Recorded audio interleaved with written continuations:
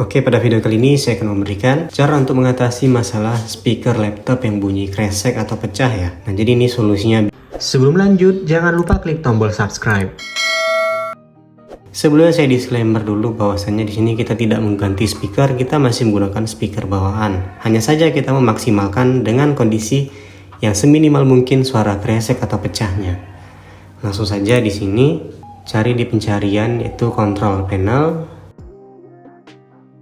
Lalu di bagian ini ubah view by kategori, ubah menjadi small icon, lalu kita cari di sound ini.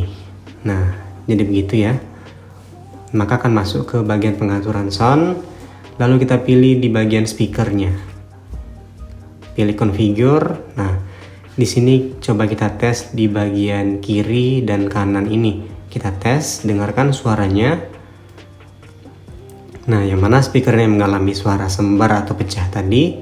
Jika sudah tahu yang kiri dan kanannya, nah kita pilih, kita keluarkan di sini. Kemudian klik kanan di speakernya, lalu kita pilih di sini properties, lalu kita pilih di bagian level, pilih balance ini.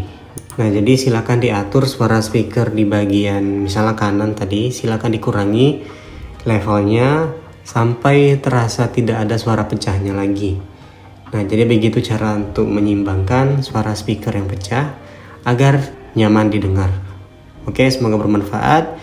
Jika ingin bertanya silahkan komentar di bawah. Sampai jumpa pada video selanjutnya.